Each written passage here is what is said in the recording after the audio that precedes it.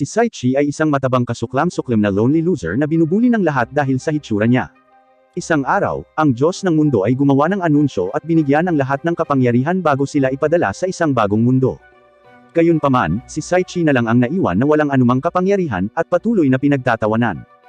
Nang na-teleport na ang lahat, binigyan siya ng Diyos ng isa pang espesyal na kasanayan, na nagpapahintulot sa kanya na kumain ng mahiwagang prutas na nagpabago sa kanya sa isang kaakit-akit na lalaki na magtatapos sa pagpapakasal sa Diyosa. Sa kanyang mga huling sandali, iniisip niya kung paano napunta ang kanyang buhay dito. Pagkatapos ng paglipat sa bagong mundo, si Saichi ay nagutom, at nagpatuloy ng 5 araw na walang pagkain o tubig hanggang sa lumitaw ang isang uod sa kanyang harapan. Habang pilit niyang inaabot ito, may tumama sa kanyang ulo, at sa wakas ay may nakita siyang prutas sa kanyang harapan. Pagkatapos pag-aralan ito, tinukoy ito ng appraisal system bilang fruit of evolution. Sa tingin niya ito ay parang isang scam, ngunit kumagat pa rin pero naisuka lang niya ito. Isang boses ang nag-activate sa kanyang ulo, na nagpapahayag na ang mga epekto ng prutas ay magiging aktibo na ngayon. Napaupo siya sa gulat, nag-aalala na malapit na siyang mamatay, ngunit walang nangyari. Naglalakad-lakad si Saichi at nakahanap ng mga unggoy na sumasayaw sa paligid, at inappraise sila na nasa level 120. Tumayo sila sa kanilang base, at nakita niya ang lahat ng prutas ng ebolusyon na kanilang iniwan, at nagpa siya na itago ang lahat ng ito sa kanyang kahon kasama ang pinakamahusay na recovery potion sa mundo. Ang kanyang mga keskwela ay nagtitipon nang wala siya, ngunit ni isa sa kanila ay walang pakialam sa kanyang mataba na mukha. Sa buong linggo, patuloy niyang kinakain ng iba pang prutas ng ebolusyon hanggang sa matira na lang ang kanyang huling 2. Ang maladyos na announcer ay nagbibigay sa kanya ng higit pang mga power-up, ngunit ang mga unggoy ay bumalik upang bugbugin siya dahil sa pagnanakaw ng kanilang pagkain. Siya ay umiinom ng elixir upang makabawi, ngunit ang unggoy ay sumugod ng mabilis at pinabagsak siya. Umabot ito patungo sa kanyang katawan upang kainin siya, ngunit kahit na ang nilalang ay nag-iisip na siya ay nakakadiri at pinapatay ang unggoy sa kanyang amoy sa katawan. Ang treasure ay bumaba sa kanyang harapan kasama ang isang libro na kanyang binabasa, at narinig niya ang announcer na nagsasabi sa kanya na magsisimula na ang kanyang ebolusyon. Bago niya namalayan, nagising siya na may mas payat na katawan, at naaalala ang kanyang katawan na masakit at ang kanyang mga buto ay nabali hanggang sa ang kanyang katawan ay nagbago. Ang announcer ay nagdaragdag ng 1,000 sa lahat ng mga kasanayan, na ginagawa siyang isa sa pinakamalakas na nilalang habang may natitira pang 9 sa 10 ebolusyon.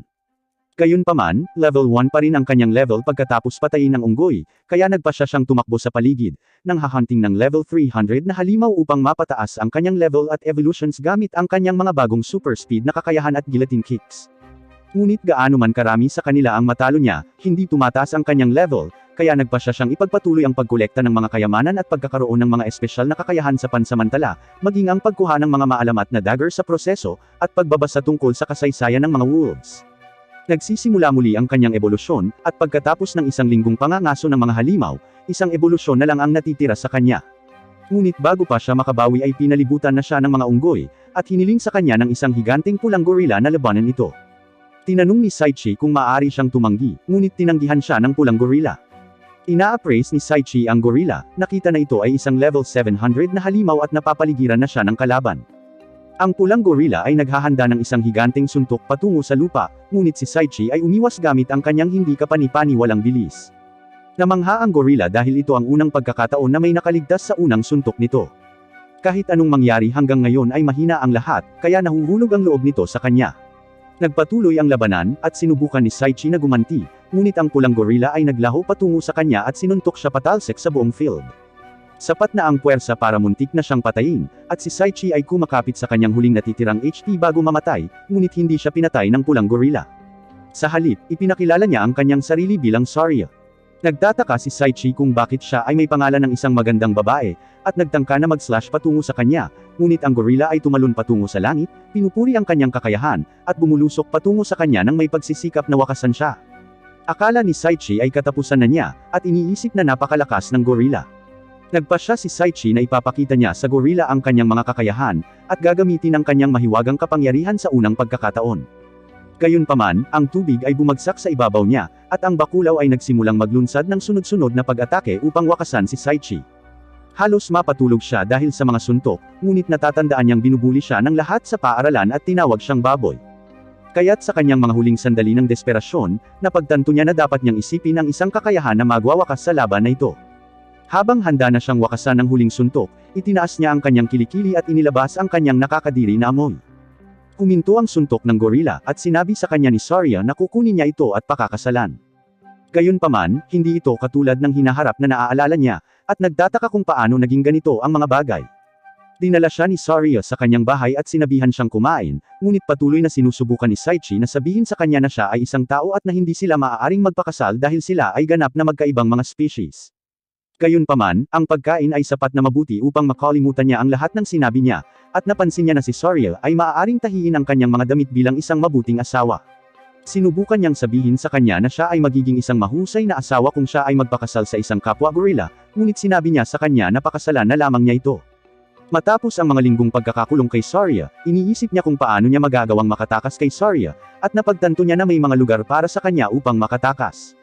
Ang kanyang pinaplano ay nag-ambala ni Saria nang sabihin ito sa kanya na ako ba ang iniisip mo, ngunit pinatahimik niya ito at nagtanong kung paano siya nakakapagsalita, na sinabi ni Saria na dahil sa libro na nakita niya sa kuweba. Sa paglaon, ang mahusay na plano sa pagtakas ay sa wakas ay magagawa na ngayong siya ay na-distract, ngunit isang higanteng gagamba ang handang pumatay sa kanya. Napagtanto ni Saria na siya ay nasa panganib, at sinuntok ang gagamba patungo sa langit. Tinanong niya ito kung okay lang siya, at napagtanto niya na talagang nagmamalasakit siya sa kanya. Sa lahat ng oras na ito ay sobrang nag-aalala siya sa kanya, gayunpaman ay tinatanggihan niya siya dahil lang sa magkaibang uri sila. Samantala, isang skeleton ang nakaupo sa ibaba nila, na naaalala kung paano siya nawala ng pananampalataya sa sangkatauhan at isinumpa ang buong mundo, nais niyang may magligtas sa kanya mula sa kadilimang ito. Patuloy na ginugugol ni Saichi ang kanyang mga araw kasama si Saria, na iniisip na hindi naman ito masama kung tutuusin. Gayunpaman, inihayag niya sa kanya na naghahanap siya ng mga prutas ng ebolusyon na ibibigay niya sa kanyang magiging asawa. Sinubukan niyang itanggi ang anumang bagay tungkol dito, ngunit sinabi sa kanya ni Saria na pinapayagan nila ang isang tao na umakyat sa tuktok ng kanilang lahi hanggat hindi nila kinakain ang 11 ng prutas, dahil pagkatapos ay mamamatay sila. Sinabi niya sa kanya na papatayin niya ang sinumang nagnakaw sa kanya, ngunit yumuko si Saichi sa kanyang mga tuhod at hiniling na huwag siyang patayin. Ito ay nagudyok lamang kay Saria na pakasalan siya ng higit pa, ngunit pagkatapos niyang sumigaw na hindi niya gusto iyon, tinanong niya ito kung napupuot ito sa kanya. Sinabi niya sa kanya na hindi siya napupuot sa kanya, ngunit walang pakialam si Saria sa iba at handa siyang pakasalan siya ngayon. Pagkatapos niyang umalis, kinuha ni Saichi ang kanyang tanging pagkakataon upang makatakas, at tumakbo sa kagubatan. Sa kabilang panig ng mundo, binati ng hari ng isang kaharian ang lahat ng mga estudyante sa high school at sinabi sa kanila na sila lang ang may kakayahang talunin ang Demon Lord ng mundong ito dahil sa kanilang hindi kapani-pani walang lakas.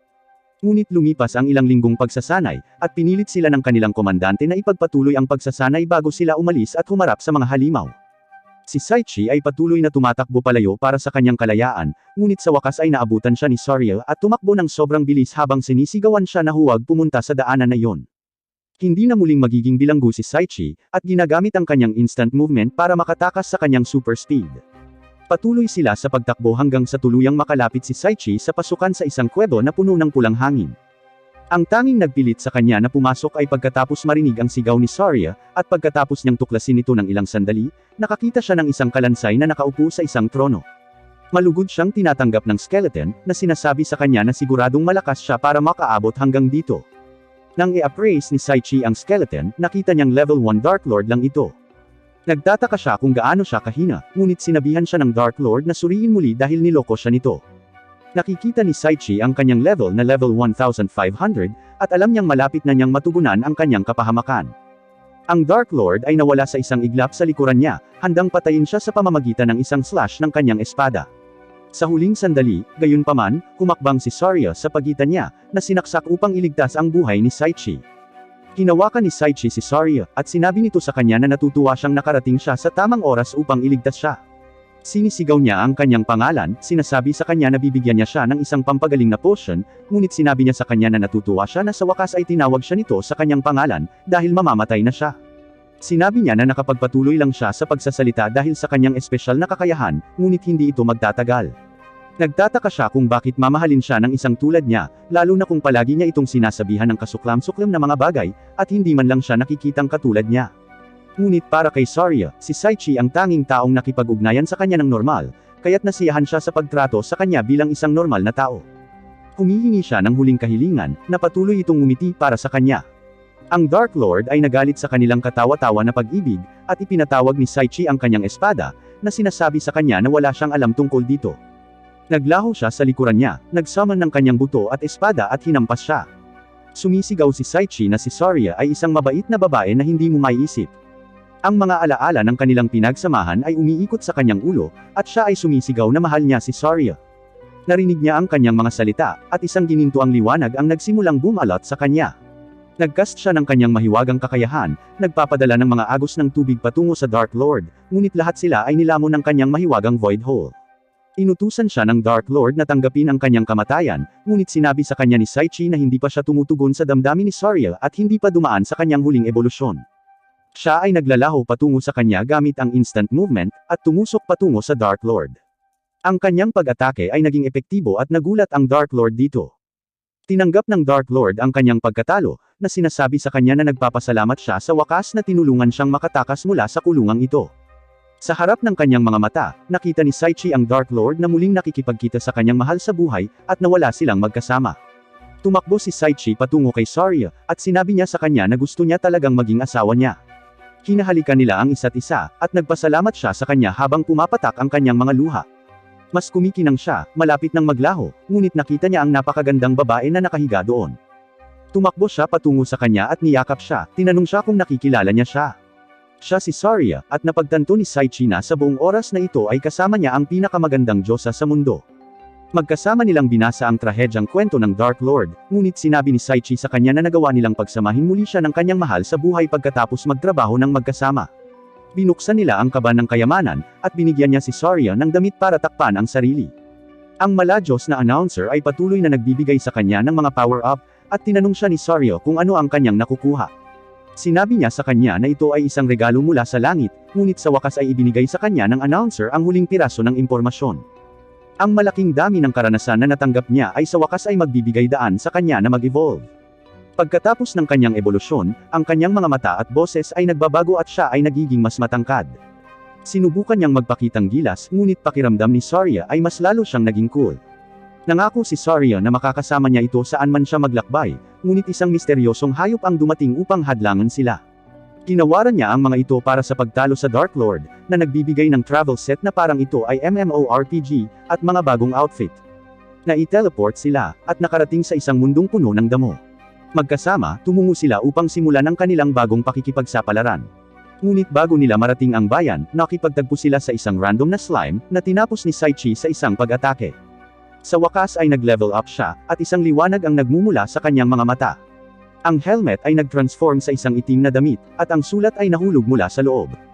Binabati siya ng tupa na sa wakas ay nag-level up siya, at sinabi sa kanya na nag-evolve ang helmet na ito kasama niya, at maitatago nito kung gaano siya kalakas kumpara sa lahat. Ngunit bago umalis, iniwanan niya siya ng isang huling sorpresa at pinasabog ang liham na ito. Sa wakas ay dumating sila sa bayan, at tinanong ni Saichi ang isang lokal na lalaki tungkol sa guild ng adventurer. Gayunpaman, binalaan siya ng lalaki na dapat niyang iwasan ang pagpunta sa guild kung ito ang huling bagay na gagawin niya dahil sa kung gaano ito kakilakilabot. Tinanggap sila ng lalaki sa Kapitolyo, at nagpasya silang ganap na huwag pansinin ang kanyang payo at pumunta sa guild.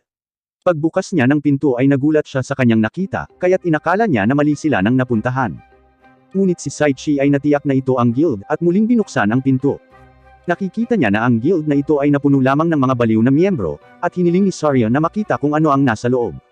Tatakas na sana si Saichi kasama siya, ngunit dumating ang guildmaster na si Gosselclute at ipinakita ang kanyang mga kalamnan, na sinasabi sa kanila na welcome silang pumasok na mag-register sa guild, at dahan-daang itinulak sila sa loob ng guild gamit ang kanyang pag-flexing. Ipinaalam ng guildmaster sa babae na mayroon silang bagong miyembro, at ipinakilala niya ang sarili bilang si Eris ang receptionist. Hinihikayat siya ni Saria na magparehistro sa guild habang isinasaalang-alang na ang iba ay nag-e-enjoy dito. Sumali sila sa guild, ngunit isang grupo ng 3 mukhang bandido ang pumasok at nagsimulang mang-target kay Saichi. Hinawakan nila siya, sinasabi sa kanya na gusto nilang sumama siya sa kanila saglit.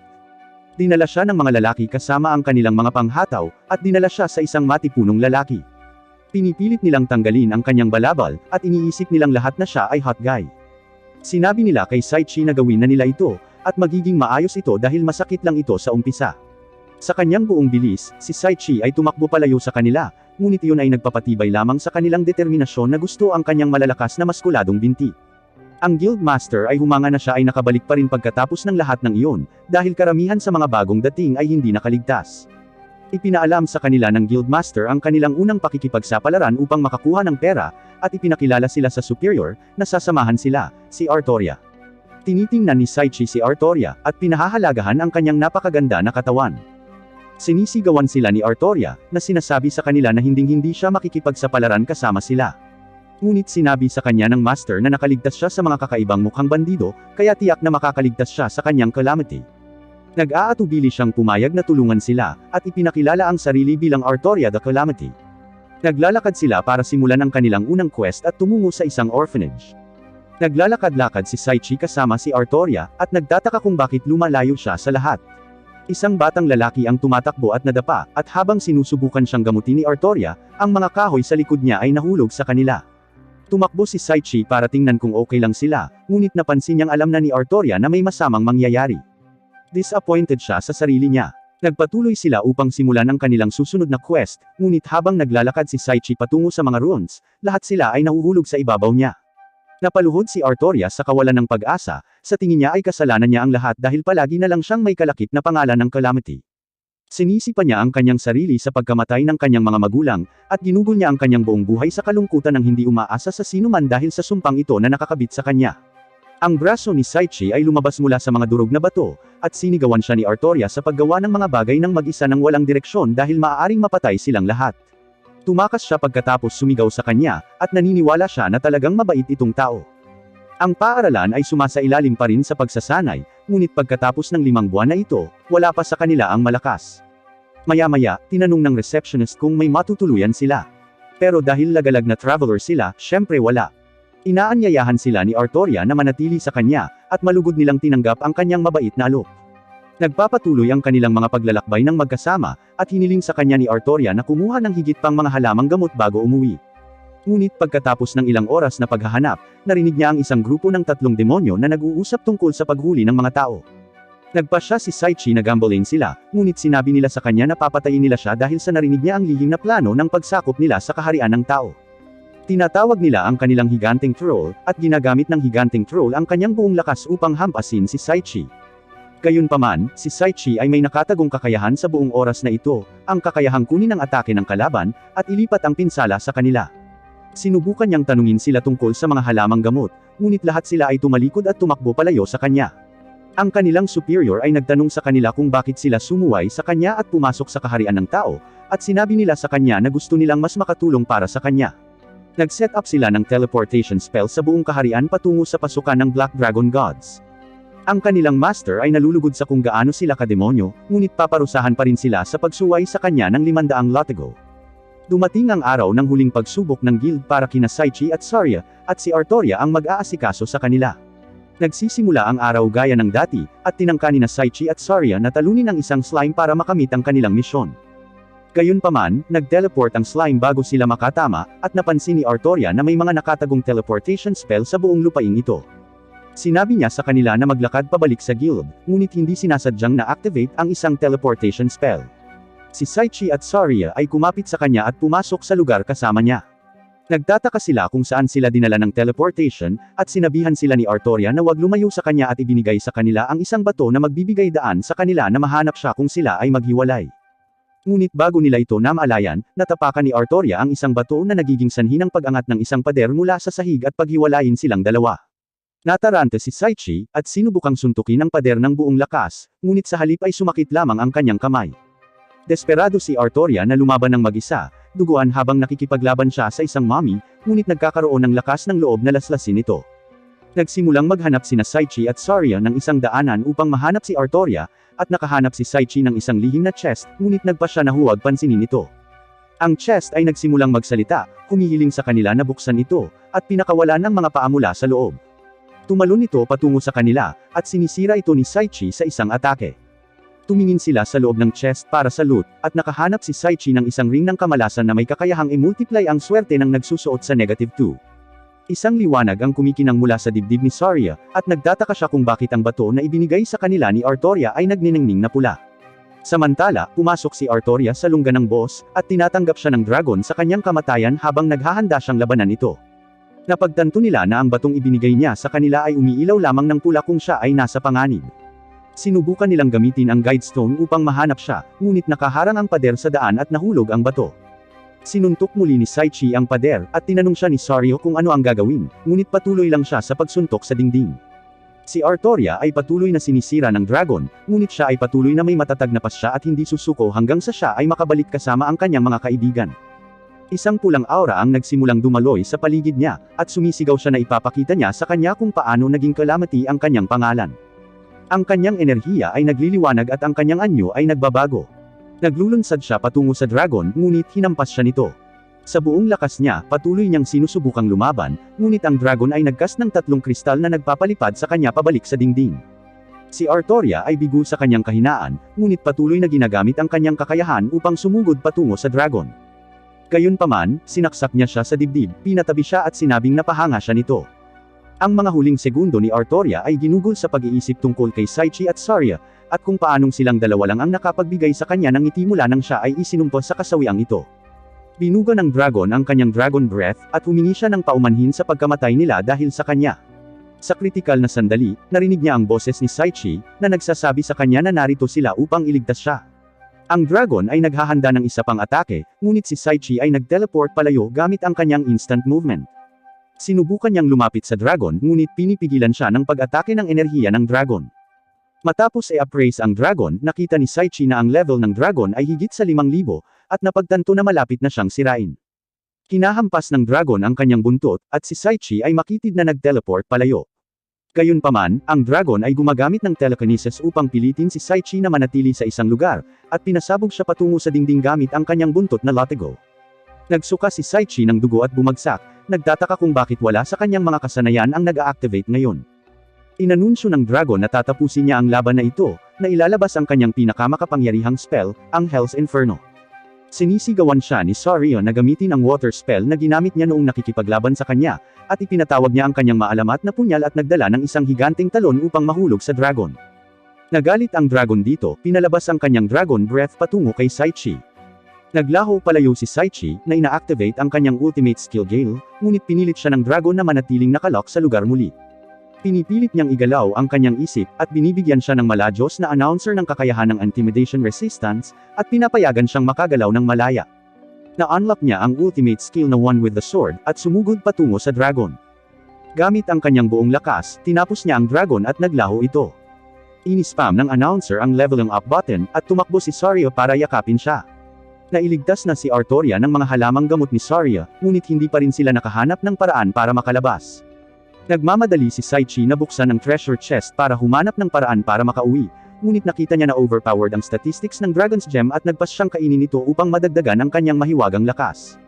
Binuksan niya ang treasure chest, nakahanap ng isa pang itim na coat na isusuot.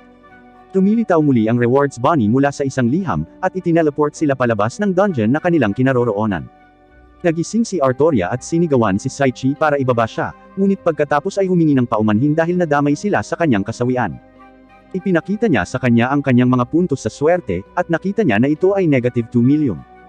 Ngunit hindi pa doon nagtatapos, ang kamalasan ni Artoria ay kasama na niya mula pa noong bata pa siya, at palaging naaapektuhan ang mga taong nakapaligid sa kanya. Humingi siya ng paumanhin sa pagdadala sa kanila ng lahat ng kasawiang ito, ngunit sinabi sa kanya ni Saichi na hindi siya kailanman nagdala sa kanila ng kasawian, at sumang-ayon si Saria. Lumipas ang ilang araw, at hinanap ni Saichi si Artoria na nawala mula noon. Nakita niya si Artoria na nakaupo sa mga guho na ginawa niya sa panahon ng kanilang pagsubok, at sinabi sa kanya na mahal siya ng lahat at namimiss siya. Nagtataka si Saichi kung paano niya mapapabuti ang pakiramdam niya, kaya niyakap niya ito at sinabi sa kanya na mananatili siya sa tabi niya hanggat kinakailangan hanggang sa mapangiti siya ng totoo mula sa kanyang puso, na naging sanhi ng pag-iyak ni Artoria. Nang maglaon, pinasalamatan siya ni Artoria sa kung gaano siya kabait para sa kanya, at iniisip ni Saichi kung may anumang paraan para maiahon siya sa kanyang kasawian. Ang kanyang mga alaala ay nagpapaalala sa kanya nang sinabi nito sa kanya na ang kanyang swerte ay palaging negatibo, at napagtanto niya na natagpuan niya ang kanyang sagot. Hiniling ni Saichi ang kamay ni Artoria, at naglagay ng singsing sa kanyang daliri. Sinabi sa kanya ni Saichi na ang singsing na ito ay ang singsing ng kaligayahan, at tatanggihan nito ang kanyang sumpa at madodoble ang kanyang swerte, na gagawin itong mula negatibong 2 milyon hanggang positibong 4 na milyon. Hindi na magiging calamity si Artoria, at tinitiyak niya sa kanya na lagi niya itong ganap na susuportahan. Tinulak niya ito palayo sa kanya, tumatakbo palayo. Kinahanap niya ito sa paligid, at pagkatapos ng ilang araw na paghahanap, sa wakas ay nakita niya ito. Binuo ni Saichi ang lahat ng kanyang lakas ng loob upang subukang linawin ang hindi pagkakaunawaan, ngunit bigla siyang hinalikan ni Artoria. Naiintindihan ni Artoria na hindi niya ibinigay ang singsing na ito dahil pakiramdam niya ay malas siya para sa kanya, ngunit sinabi sa kanya na wala siyang pakialam sa lahat ng iyon dahil nahulog siya sa kanya. Alam niyang mayroon itong Saria, ngunit tinanong siya kung maaari pa rin ba siyang manatili sa tabi nito, kahit na hindi siya ang pinaka-ladylike na babae. Napagtanto ni Saichi na hindi siya makapili sa kanilang dalawa, kaya tinulak niya ito pabalik. Biglang sumulpot si Saria, sinabihan siya ni Saria na tanggapin siya. Medyo nalulungkot si Saria na hindi niya siya masusolo, ngunit alam niyang hindi niya ito magagawang sarilihin sa simula pa lang. Nagpasalamat si Saichi kay Saria sa pagiging pinakamahusay na babae, at si Saichi ay bumaling kay Artoria, ngunit sinabi niya sa kanya na tawagin na lang siya na R dahil iyon ang tawag sa kanya ng kanyang malalapit na kaibigan, at ang dalawa ay naghahalikan sa isa't isa. Pagkalipas ng ilang linggo, ang pagkain ni Saichi at Saria ay nag-ambala ng Guildmaster, na patuloy na pinay-flex ang kanyang napakalaking bumbilya sa kanilang mga mukha.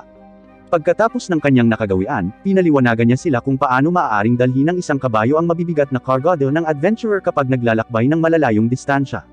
Si Saichi ay nakinig ng mabuti, ngunit kinilabutan sa katotohanan na si Guzzle at ang kanyang kabayo ay nakasuot ng magkatugmang damit na panloob. Nang matapos na siya sa lahat ng kanyang pagfa-flex, kinuha ni Gazel ang isang mapa mula sa kanyang plot armor at ibinigay ito kay Saichi. Idinirekta sila ng mapa sa lokasyon ng isang quadre kung saan makakakuha sila ng magandang deal sa isang matibay na kabayo.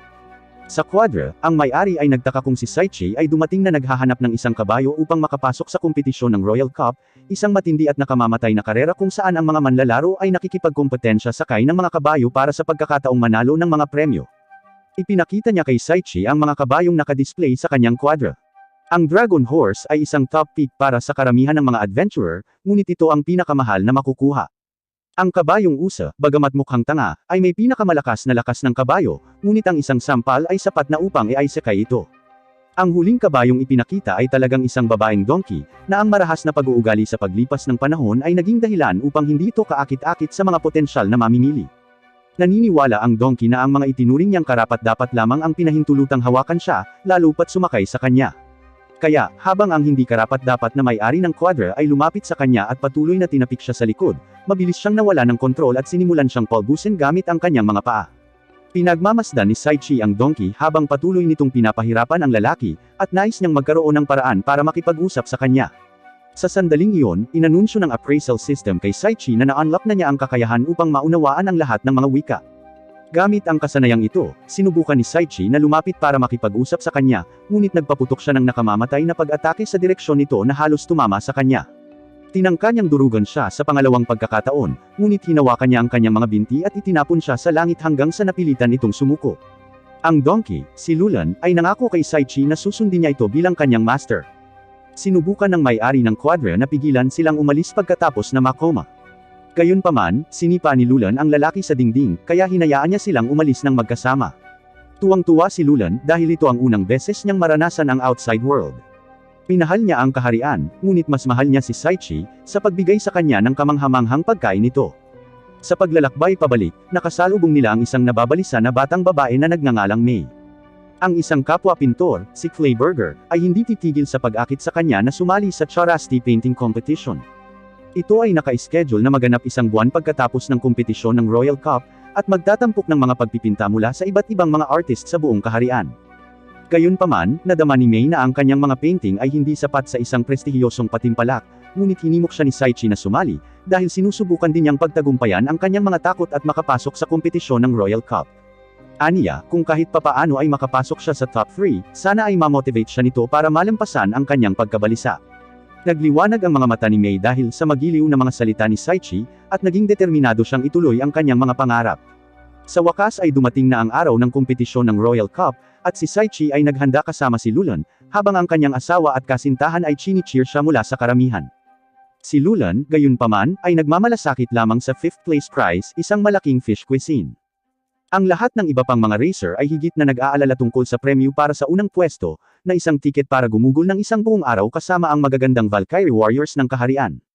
Ang Valkyrie Warrior na namamahala sa kompetisyon, si Lorna, ay sumenyas ng isang canyon na putok upang simulan ang karera. Gaya ng inaasahan, ang mga mukhang tanga na Deer Horse ay namatay sa gulat sa lakas ng signaling cannon. Si Lulan, na kanina ay tila passionate at nakafocus, ay bahagya ng hinihila ang kanyang bigat sa track. Masyado niyang inaabangan ang 5th prize meal, kung kaya't dahil sa kasabikan nito, hindi na siya nag-almusal, kaya pagod na pagod siya para makipagkompetensya. Desidido si Saichi na palakasin ang kumpiyansa ni Mei sa pamamagitan ng mahusay na pagtatapos sa karera, kaya kumuha siya ng prutas ng ebolusyon at ibinigay ito kay Lulan. Kaagad, nabawi ni Lulan ang kanyang lakas at nagsimulang tumakbo patungo sa iba pang mga racer sa napakabilis na takbo. Ang isang partikular na racer ay nagpatawag ng isang grupo ng mga Gravy Grand Wolves, at isang Grade A Hell Wolf para pigilan ang iba sa paghabol. Gayunpaman, hindi hahayaan ni Lulan na may humadlang sa kanyang paglamon ng masarap na tambuli. Tumalon siya sa langit at bumagsak sa lupa ng may lakas, kaya pinalipad nito ang lahat ng mga Grand Wolves sa kanilang pagkamatay. Tungkol naman sa Hell Wolf, buong lakas niyang sinugod ito, tinutukan mismo ang ilong ng halimaw, at bumagsak ito sa lupa ng may malakas na kalabog. Ang iba pang mga racer na nasaksihan ang nangyari, ay natakot kay Lulan, at sinukaw nila ang karera bilang isang resulta. Dahil dito, nangunguna sina Saichi at Lulan, at sila ang lumabas bilang mga nanalo sa kompetisyon. Bagamat nauna at nanalo sa kompetisyon, labis na nalungkot si Lulan dahil pinalampas niya ang pagkakataong makakain ng masarap na tambuli. Gayunpaman, pinasalamatan siya ni Saichi sa pagdalo para sa kanya sa kompetisyon, at tiniyak niya sa kanya na bibilihan pa rin siya. Naantig si Lulan sa kanyang kahabagan, at nahulog siya sa kanyang mga bisig, umiiyak. Biglang may nangyari, at ang mahiwagang liwanag ay bumungad sa paligid ni Lulan, na naging isang magandang babae na walang damit na may dalawang malalaking dumplings. Nawalan ng salita si Saichi matapos masaksihan ang pagbabagong anyo ni Lulan, at sinisikap niyang pigilan ang sarili sa pagtitig sa kanyang malalaking kanyin. Pumasok sina Artoria at Saria sa silid at laking gulat nila nang makita ang kanilang kasintahan at asawa na nag-iisa kasama ang isang hubad na babae. Sinubukan niyang ipaliwanag sa kanila na ang babae ay si Lulan, ngunit mas malakas na binasag ni Artoria ang kanyang ulo dahil hindi siya naniwala dito. Tumulong si Saria sa pag-alis ng misunderstanding, sa pamamagitan ng pagsisiwalat kay Artoria na minsan din siyang gorilla hanggang sa kumain siya ng prutas ng ebolusyon, at naging isang magandang babae. Sa paliwanag na ito, mas tiningnan ni Artoria si Lulan, at medyo kumbinsido sa kanyang tunay na pagkatao. Siya rin ay nagmungkahi na isama si Lulan sa tindahan ng damit para sa makeover. Sa wakas ay nalampasan na ng lahat ang kakaiba mula kanina, at nagsimula silang humanga sa bagong anyo ni Lulan. Dalawang Valkyrie warriors ang lumapit sa kanila sa mall, at walang gaanong paliwanag, inaresto si Saichi at dinala. Samantala, sa Demon World, ang anak na babae ng Demon Lord ay nagpatawag ng isang mahalagang pagpupulong kasama ang lahat ng mga commander ng hukbo ng Demon Lord. Inimbitahan niya sila para talakayin ang mga posibilidad na makipag-alyansa sa Wimberg Kingdom. Nagulat sila sa kanyang panukala, dahil sa katotohanan na ang mga tao ang pangunahing dahilan kung bakit ang mga demonyo ay namuhay ng miserable. Gayunpaman, dahil sa katapatan sa Demon Lord, lahat sila ay umaayon sa kanyang mga plano. Gayunpaman, si Grace, ang aide ng Demon Lord, ay hindi sumang-ayon sa ideya, at mayroon siyang sariling mga masasamang plano. Bumalik sa mundo ng mga tao, si Saichi ay ini-escort sa Arkshell Castle upang gumugol ng isang buong araw kasama ang Valkyrie Warriors. Si Kon Azuki at ang iba pang mga bayani ay dinala sa Barbador Academy, kung saan sila ay magsisilbing mga puppet sa digmaan laban sa mga demonyo. Nakipagkita si Saichi sa pinuno ng Valkyries, si Luis Balls, isa sa pinakadakilang esprimador, at agad na hiniling niya kay Saichi na makipag-sparring sa kanya sa espada. Mas interesado si Saichi na umalis sa kastilyo sa lalong madaling panahon, ngunit hindi na siya naka-atras sa puntong ito. Hinugot ni Luis ang kanyang espada at pinaghahampas siya ng napakabilis, ngunit bahagya siyang nakaiwas sa hampas nito. Umiti ito sa kanya, natigilan na nagawa niyang iwasan ang unang galaw niya. Lalong hinusayan niya sa ikalawang round, at inatake siya ng sunod-sunod na pag-atake, habang ang kanyang mga kasamahan sa koponan ay namamangha habang iniiwasan ni Saichi ang bawat isa sa kanyang mga pag-indayog. Habang tumatalon siya at inihanda ang kanyang huling strike, inanunsyo ng system kay Saichi na na-unlock na niya ang tatlong overpowered na skill, Adaptation Activating, World Vision at Reflexive Defense. Gamit ang mga bagong kasanayang ito, nagawang kontrahin ni Saichi ang pag-atake ni Luis, at itinutok niya ang talim ng kanyang espada sa kanya, na nagpatibay sa kanyang pagkatalo. Nagulat ang lahat ng Valkyrie Warriors nang makitang may makakatalo sa kanilang mahal na kapitan. Humakbang pasulong si Luis at lumuhad sa harap ni Saichi, tinawag siyang Master. Nang maglaon, humingi siya ng tawad sa kanyang pag-uugali at ibinigay sa kanya ang kwento ng kanyang buhay. Nagawa niyang gumamit ng espada sa murang edad, at habang umuunlad ang kanyang mga kasanayan, mas maraming tao ang umiiwas sa pakikipagkaibigan sa kanya. Nang matalo siya ni Saichi sa labanan, sa wakas ay nakahanap na siya ng taong hindi natatakot na maging master niya. Sinabihan siya ni Saichi na halos wala siyang maituturo sa kanya bilang guro, kaya ang system announcer ay binigyan siya ng instructor skill. Gayunpaman, bago sila makakuha ng pagkakataong magsanay, narinig nila ang isang malakas na sigaw mula sa loob ng mga pader ng kastilyo. Ipinaalam sa kanila ng isang lingkod na may pumasok sa kastilyo, at sinalakay ang hari. Si Luis at ang iba pang Valkyries ay sumugod sa pinangyarihan ng krimen, ngunit pinigilan nila si Saichi na sumama dahil siya ay isang tagalabas. Gayunpaman, gamit ang kanyang World Vision skill, natukoy niya ang lokasyon ng assassin, at binalak niyang suwayan ang kanilang mga utos sa pamamagitan ng pagtulong sa kanila na mahuli ang salarin. Sinuri ni Saichi ang assassin upang makakuha ng ideya kung sino ang kanyang kinakalaban, ngunit nagulat siya nang matuklasan na ang assassin ay isang 8 taong gulang na batang babae na nagngangalang Olga Calmeria. Sinira niya ang bubong, at nang mapansin niya si Saichi, inihagis niya ang kanyang mga punyal patungo sa kanya. Gayunpaman, nahuli niya ang mga dagger ng walang kahirap-hirap, gamit ang isang kamay, at ang kanyang reflexive skill ay na-activate at pinilit siyang ihagis ang mga dagger patungo kay Olga, na inipit siya sa dingding.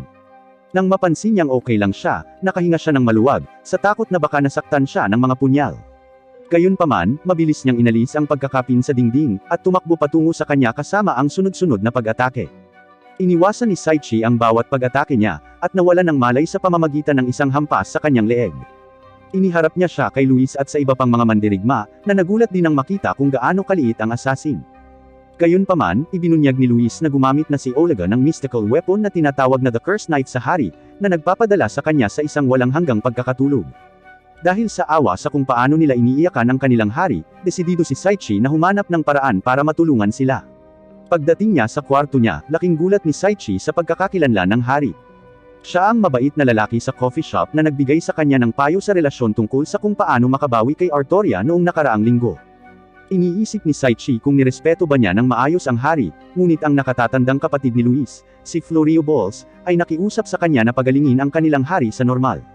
Ngunit sa mundong ito, walang spell na makakapagpagaling ng mga sumpa, kaya kinailangan niyang lumikha ng isa.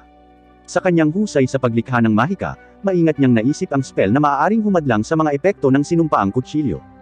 Kaagad, gumawa si Saichi ng bagong spell na tinatawag na Invert Magic, at pinalitan nito ang sumpa ng hari ng Eternal Slumber ng Charm Eternal Health.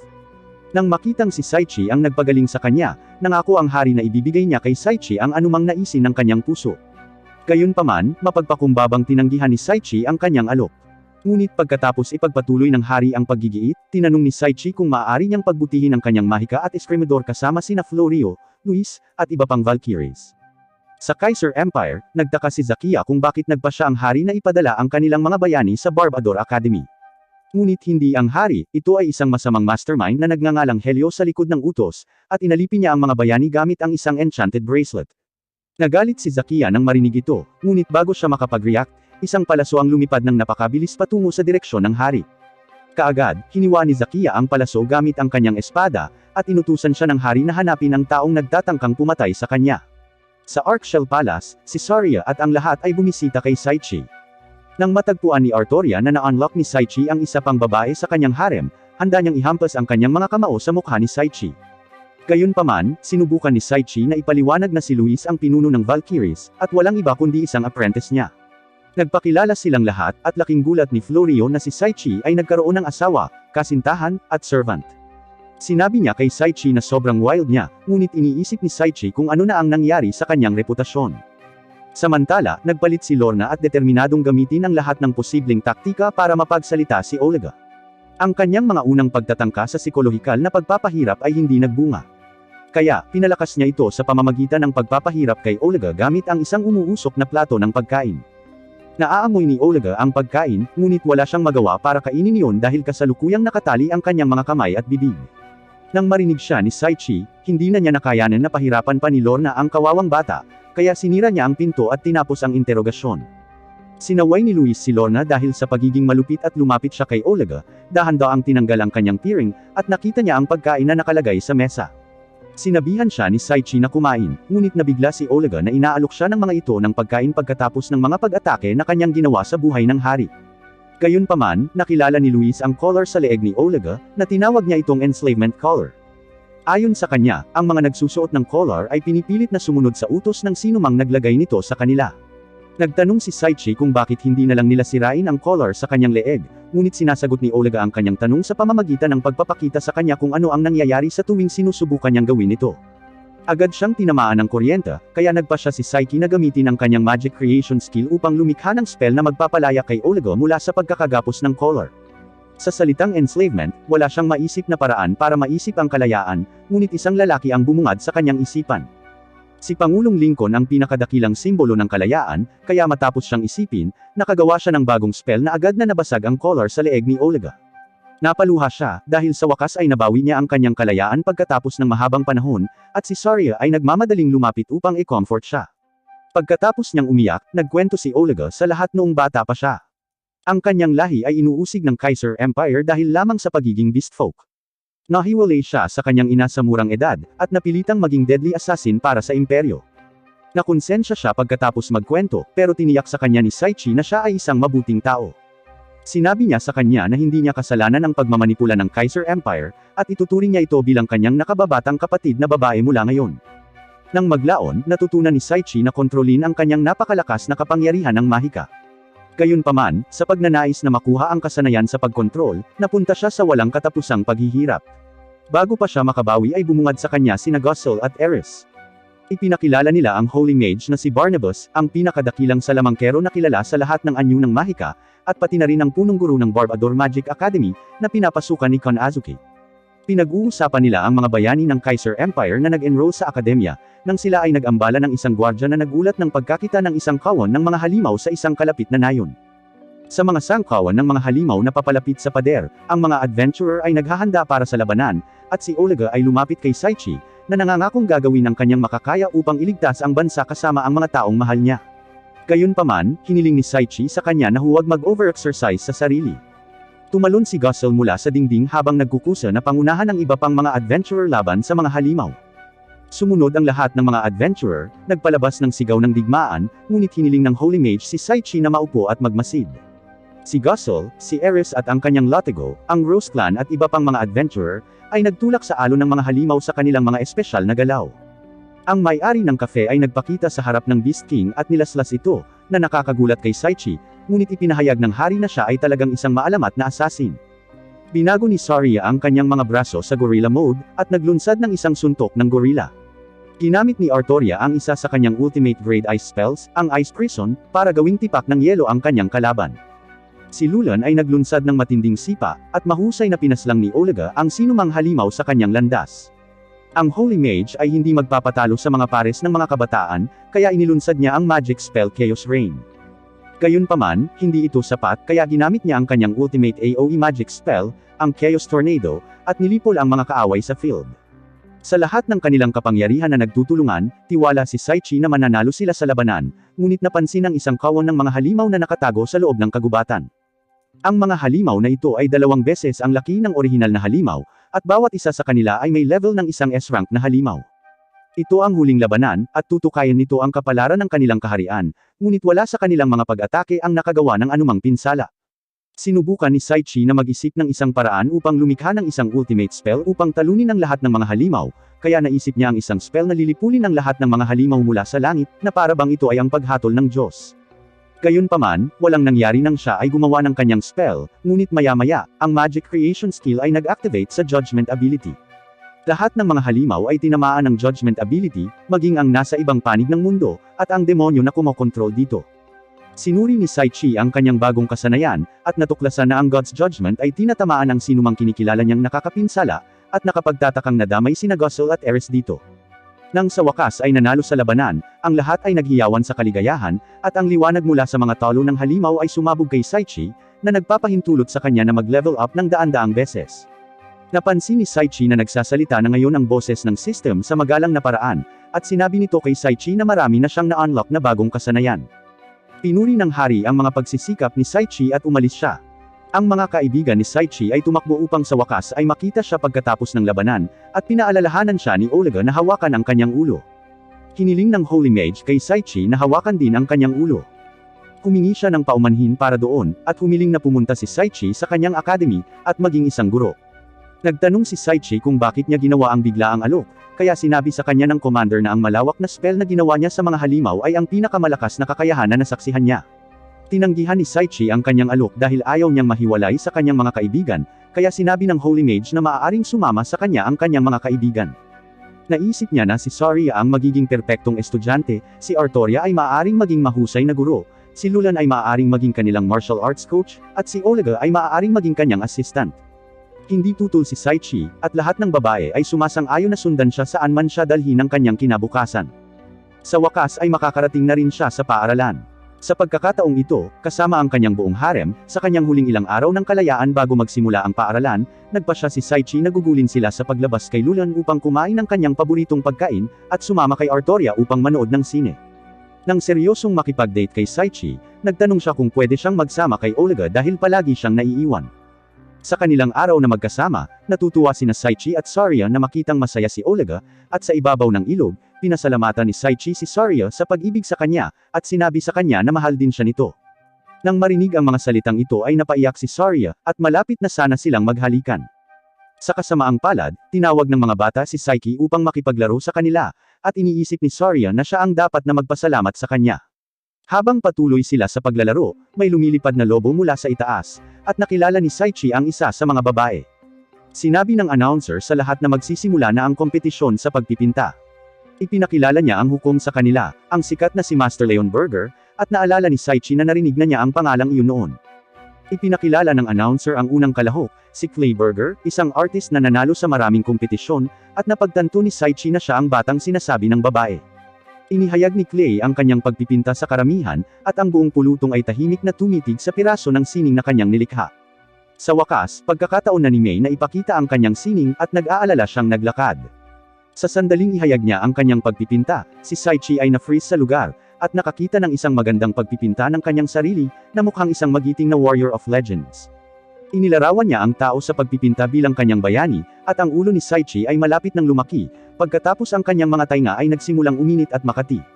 Nang matapos ang paligsahan, binati ni Saichi si May sa pagkapanalo sa unang pwesto, at ipinahayag ni May na inalok siya ni Leon na mag-aral ng pagpipinta sa lungsod ng sining.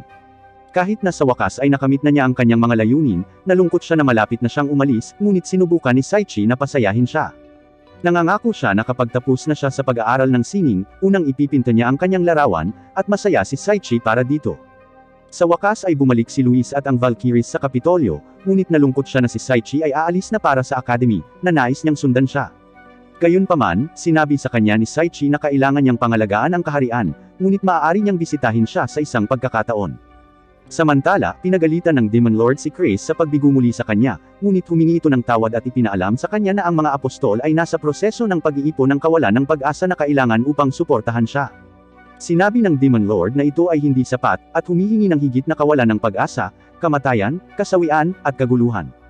Nagtataka si Chris kung saan nila makikita ang napakaraming kadiliman, kaya iminungkahi ni Ingria at Lister na kikitilan nila ang buhay ng mga estudyante mula sa Barbador Magic Academy. Sa kaharian, malapit nang umalis sina Saichi, Saria, Artoria, Lulan, Olga, at ang Holy Mage sa kanilang paglalakbay, at nagpaalam sila sa lahat. Aalis na si Saichi sa isang bayan na nagbigay sa kanya ng mabait at mainit na pagtanggap sa mundong ito, at iniisip niya ang lahat ng masasayang karanasan niya dito. Ipinaalam sa kanila ng Holy Mage na malapit na sila sa academy, at iniisip ni Saichi kung anong uri ng buhay ang naghihintay sa kanya sa paaralan. Biglang lumitaw ang isang misteryosong Power Ranger sa tuktok ng kanyang karwahe, at ipinakilala ang kanyang sarili bilang bayani ng katarungan, ang Garland ng tiyak na tagumpay. Napagtanto ni Saichi na ang kanyang buhay sa paaralan ay magiging kakilakilabot, ngunit at least lahat ng mga babae ay makakasama niya. Dinadala nito ang pagtatapos ng Season 1 ng anime na Fruit of Evolution. Mag-like at mag-subscribe para lagi kang updated sa mga bagong upload. Salamat sa panunood.